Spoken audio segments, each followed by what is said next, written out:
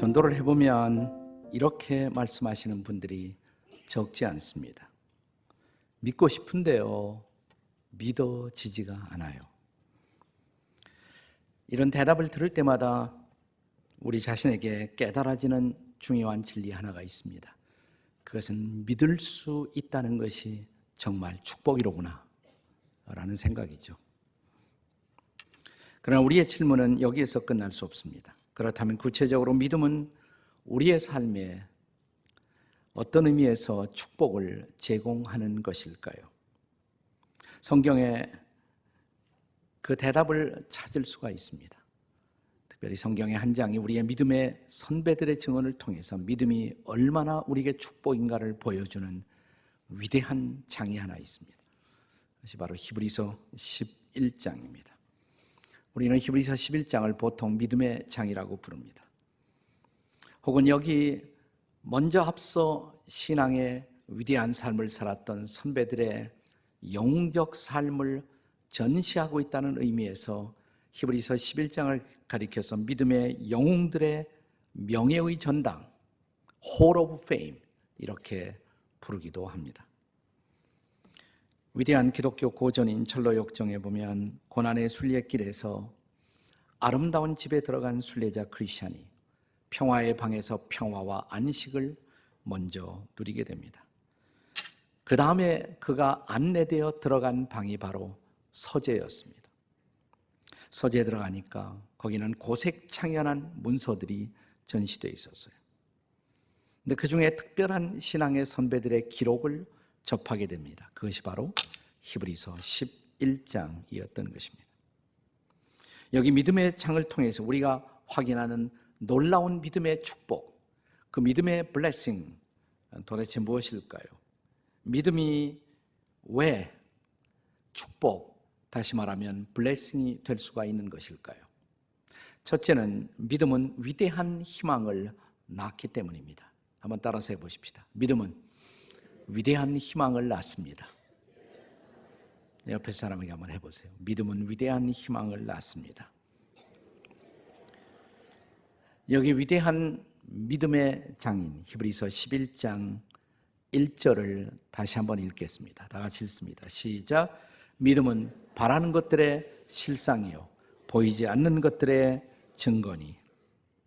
여기서 우선 히브리서 기자는 믿음은 우리가 바라고 있는 것, 다시 말하면 소망하고 있는 것의 실상이다 이런 말을 하고 있습니다. 여기서 실상이라는 단어는 본래 히라보에서 휘포스타시스라는 단어가 쓰여지는데 두 가지 단어의 합성어예요. 휘포라는 단어와 스타시스. 휘포는 영어로 under, 아래. 그 다음에 스타시스는 stand, 아래에 무엇을 받쳐놓고 세운다. 그러니까 무엇인가를 세우는 단단한 기초, 그것이 바로 실상이라는 단어의 본래의 의미인 것입니다. 믿음이 바로 우리가 바라는 것, 희망하는 것, 소망하는 것의 기초가 된다는 것입니다. 믿지 않는다면 우리가 아무리 희망을 가져도 그 희망은 실상이 아니라 허상으로 끝날 수밖에 없는 것입니다. 그러므로 믿음이 희망의 실상이라고 말합니다. 동시에 히브리서 기자는 이 믿음은 우리가 보이지 않는 것들의 증거라고 또 말합니다. 여기서 증거라는 단어를 다른 단어로 달리 사용할 수 있다면 보증이라는 낱말로 쓸 수가 있습니다. 다시 말하면 믿음은 보이지 않는 미래, 보이지 않는 것에 대한 확실한 보증이 된다는 것입니다. 그렇습니다. 미래는 보이지 않습니다. 근데 그것을 우리가 믿을 때 그것은 바로 보이지 않는 미래에 대한 확실한 개런티, 보증이 된다는 사실이에요. 그렇다면 우리의 믿음이 우리가 희망하는 것에 기초가 되고 그 보이지 않는 미래에 대한 보증이 될 수가 있는 이유는 또 무엇입니까? 우리의 믿음은 약속의 말씀에 기초하고 있습니다. 하나님이 약속하신 말씀에 기초하고 있다는 것입니다. 그래서 오늘 본문 2절에 보시면 우리의 선배들, 선진들이 이로써, 즉 이 믿음으로써 증거를 받았으며, 그리고 온 천하, 그 다음 절 3절에 보시면 믿음으로 우리는 이 모든 세계가 하나님의 말씀으로 지어진 줄 안다고. 이 보이는 모든 세상도 말씀 때문에 가능했던 것이에요. 하나님의 말씀. 그 하나님의 말씀에 우리의 믿음은 뿌리를 받고 있다는 것입니다. 로마서 10장 17절의 약속의 말씀을 이 대목에서 우리가 다시 한번 상기할 필요가 있을 것입니다. 같이 로마서 10장 17절을 읽겠습니다. 시작. 믿음은 들음에서 나며 들음은 그리스도의 말씀으로 말미암았느니라. 자, 이제 구체적으로 우리는 이제 히브리서 11장에 나타난 믿음의 선배들 혹은 선진들의 생애 속에서 하나님의 약속의 말씀을 믿는 믿음이 어떻게 그렇게 위대한 희망을 낳을 수가 있었는가를 생각해 보겠습니다. 우선 믿음의 오리지널 조상 아브라함을 생각해 보겠습니다. 아브라함은 본래 이스라엘 땅에 살던 사람이 아니에요. 저 먼 곳에서 우상을 섬기며 날마다를 겨우겨우 연명만 하고 있던, 서바이브하고 있던, 희망이 없었던 평범한 사람이었습니다. 그런데 어느 날 이런 아브라함에게 여호와 하나님이 나타나십니다. 그리고 하나님이 말씀하십니다. 그 아브라함에게 나타나셔서 하나님이 하셨던 말씀이 창세기 12장 1절과 2절의 말씀이에요. 우리 다 같이 한번 읽겠습니다. 시작. 여호와께서 아브라함에게 이르시되 너는 너의 고향과 친척과 아버지의 집을 떠나 내가 내게 보여줄 땅으로 가라. 2절.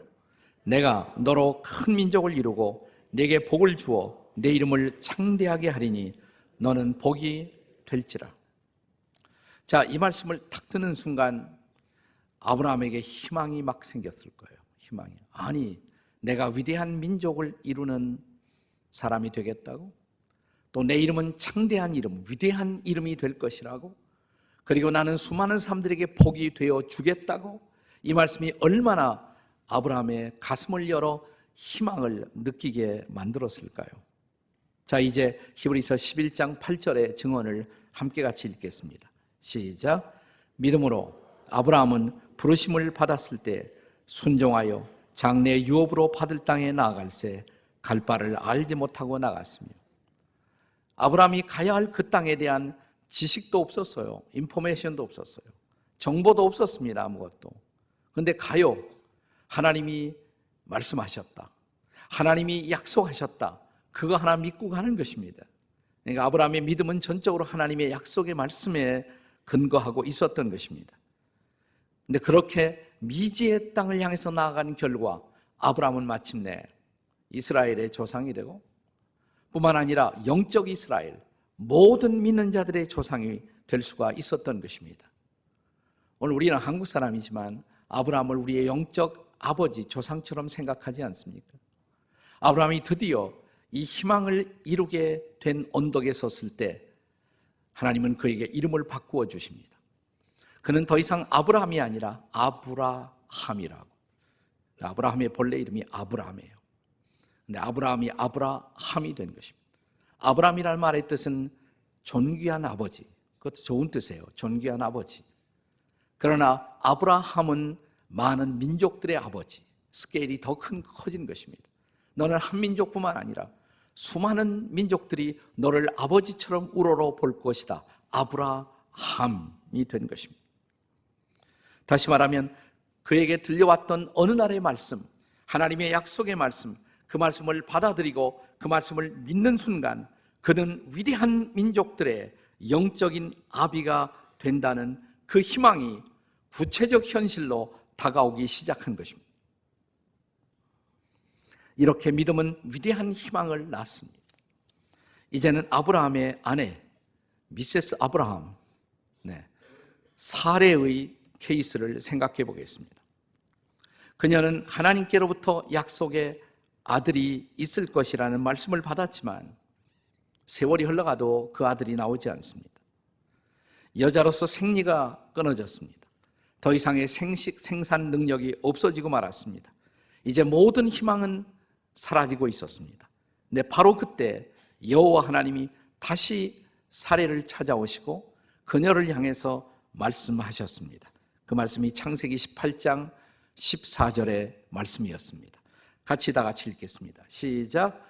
여호와께 능치 못한 일이 있겠느냐? 기한이 이를 때 내가 내게로 돌아오리니 사라에게 아들이 있으리라.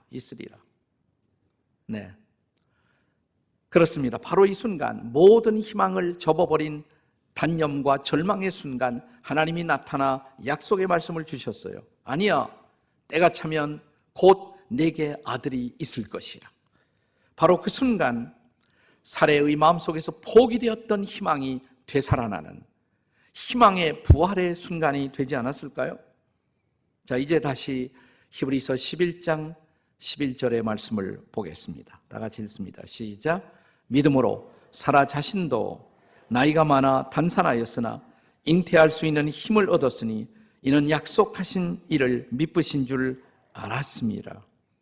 이 구절이 시작되는 중요한 단어가 뭐예요? 믿음으로 그랬어요. 믿음으로 사라 자신도 그랬습니다. 믿음으로 사라 자신도. 아브라함뿐만 아니라 아브라함의 아내였던 사라도 믿음으로, 나이가 많아 단산했지만 이제는 절망이지만 그러나 믿었을 때 잉태할 수 있는 힘을 얻었다라고 성경은 말합니다. 믿음으로 사라는 희망의 불씨를 되살리고 마침내 이삭이라는 놀라운 약속의 아들, 기적의 아들을 품에 안게 되었어요. 그리고 그녀의 이름도 바꾸어집니다. 그녀는 이제 사레에서 사라가 됩니다. 사레라는 말은 여왕이라는 뜻이에요. 여왕 혹은 왕비, 공주, 프린세스라는 뜻이에요. 좋은 이름이죠, 사레도. 그러나 사라는 더 좋은 이름입니다. 모든 민족들의 여왕, 모든 민족들의 어머니. 아브라함이, 그의 남편 아브라함이 모든 민족들의 아버지가 된 것처럼 그의 아내 사라는 모든 민족들의 어머니. 그녀의 신앙이 많은 사람들에게 영향을 끼치는 열방의 여왕이 될 수가 있었던 것입니다. 그렇습니다. 믿음, 그냥 믿음이 아니라 하나님의 말씀을 믿는 믿음, 그 믿음은 위대한 희망의 기초요 보증이라는 것을 믿으시기 바랍니다. 믿음은 축복입니다. 믿음은 블레싱인 것입니다.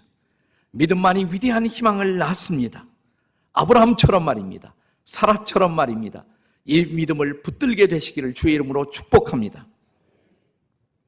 자, 믿음이 축복이고 믿음이 블레싱일 수 있는 또 하나의 이유, 두 번째로 믿음은 위대한 희망을 낳기 때문입니다. 저를 따라서 하세요. 믿음은 위대한 행동을 낳습니다. 진실한 믿음은 진실한 행동을 낳을 수가 있어야 합니다. 그의 행동이 바람직하지 못한 진짜 이유가 있다면 그것은 어쩌면 그의 행동이 믿음과 상관이 없기 때문에, 믿음이 없기 때문에 그렇다라고 결론을 내릴 수밖에 없어요. 진실한 믿음과 행동은 결코 분리될 수가 없습니다. 믿음이 행동을 낳기 때문입니다. 히브리서 11장에서 우리는 그 증거를 살펴보겠습니다. 철로역정에 보면, 자, 아름다운 집에 들어가 평화의 방에서 안식을 누리고 이제 서재로 인도함을 받은 순례자는 서재에 들어가자마자 고색 창연한 문서들을 접하게 됩니다. 그 중에 하나가 히브리서 11장이에요.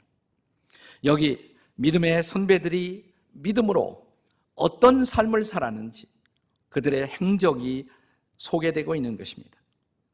그때 바로 순례자 크리스찬에게 소개되었던 말씀, 철로역정에서 그 말씀이 히브리서 11장 33절, 34절의 말씀.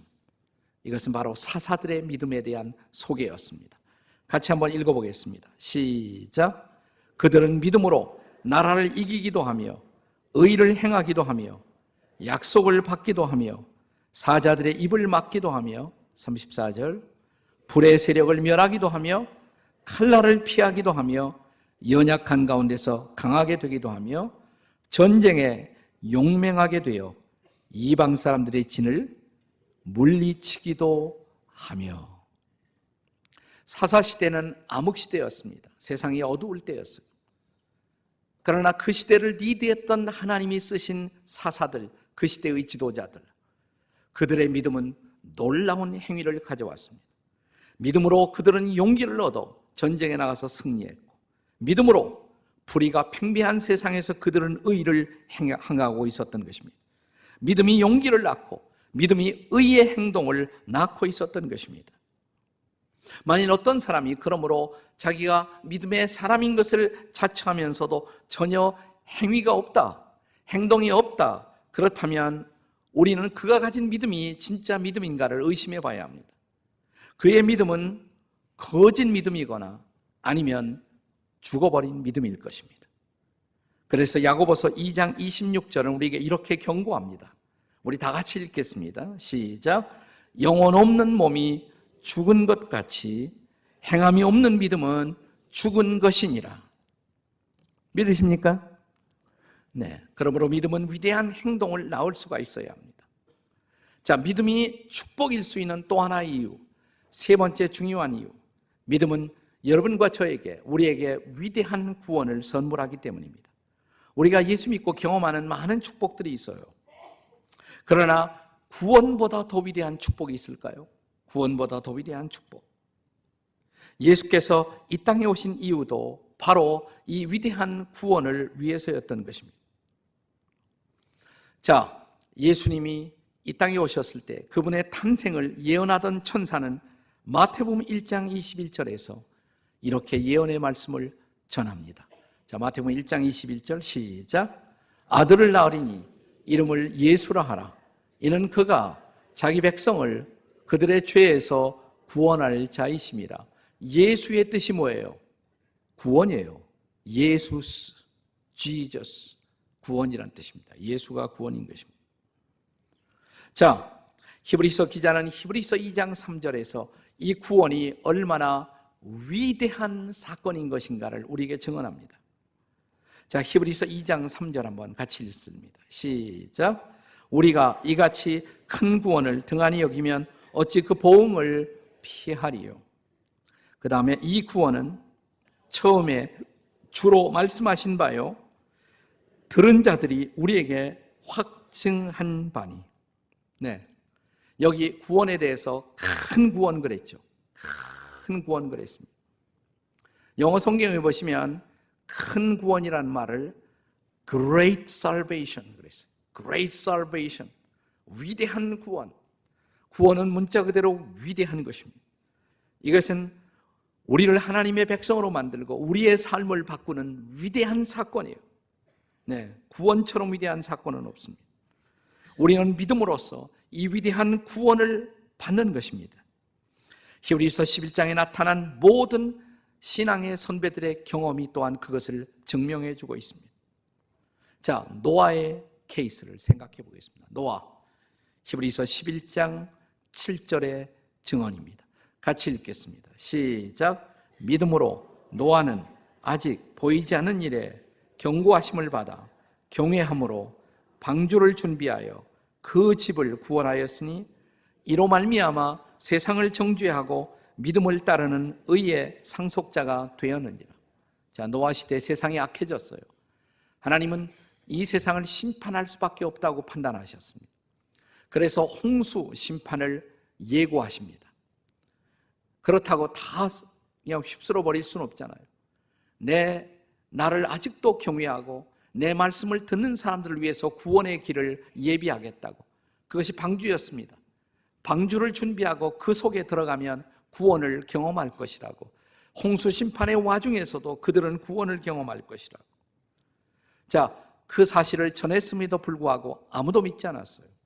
그러나 노아와 노아의 가족들은 이 말씀을 믿고 방주 속으로 들어갔습니다. 그래서 그들은 구원을 경험하게 됩니다.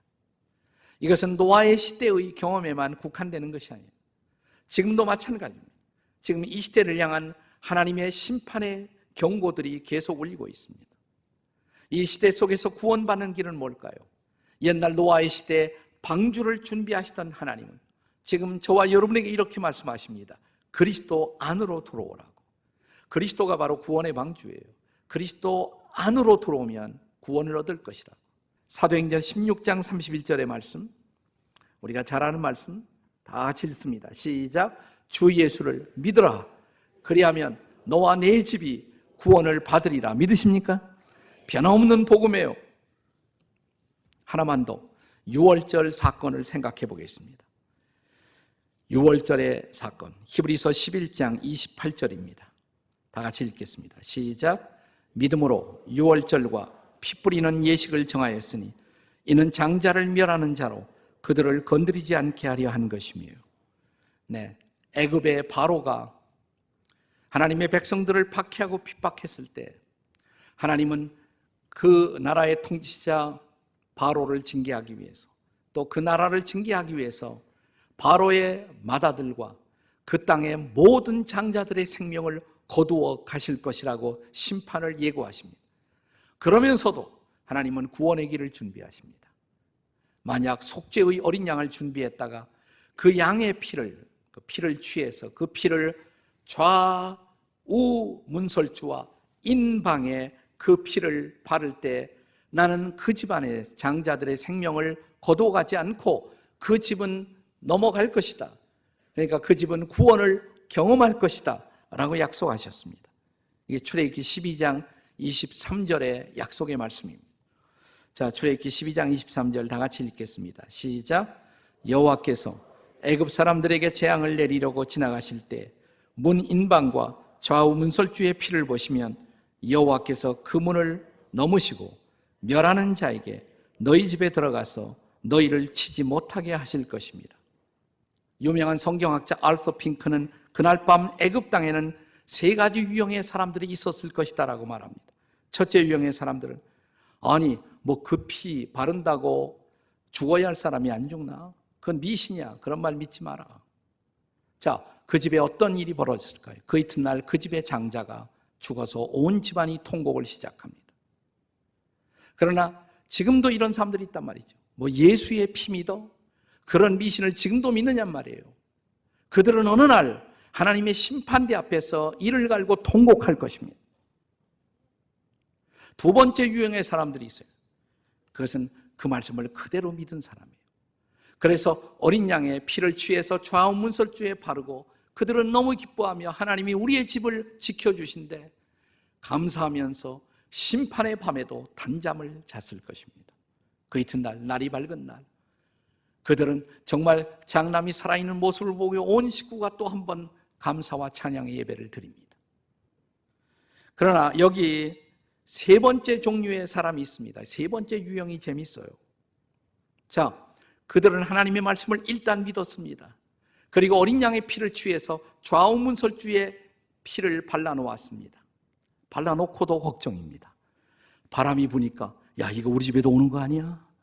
자, 심판의 사자가, 천사가 우리 집에 찾아오는 거 아니야? 밤새도록 뜬 눈으로 그 밤을 지새우며 걱정하고 염려하고 불안하다가 아침이 밝아왔어요. 근데 장남은 아직도 뭐예요? 살아있었을까요? 죽었을까요? 살아있어요. 뭘 손해봤습니까? 단잠만 손해봤어요.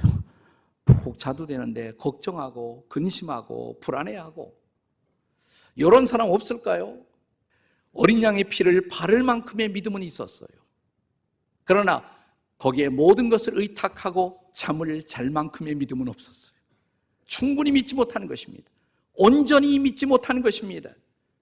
그래서 담대하고, 그래서 확신을 갖고, 그래서 찬양하며 인생을 살지 못하는 것입니다. 나는 이 세 번째 유형의 사람들도 불쌍하다고 생각해요. 믿기는 믿으면서도 밤낮 염려하고, 밤낮 불안하고, 밤낮 걱정스러워하고. 나는 오늘 여러분이 기왕 믿기로 했으면 온전히 믿을 수 있기를 바랍니다. 기왕 믿기로 했으면 충분히 믿는 사람들이 되시기 바랍니다. 그래서 온전한 축복을 경험하시기 바랍니다. 믿음은 이 온전한 축복을 우리에게 보장합니다. 우리가 온전히 믿을 수만 있다면 이 온전한 축복을 경험하면서 우리는 날마다의 삶을 담대하게 살아갈 것입니다. 오늘 이 놀라운 블레싱이 여러분의 인생 가운데 임하기를 주의 이름으로 축복합니다.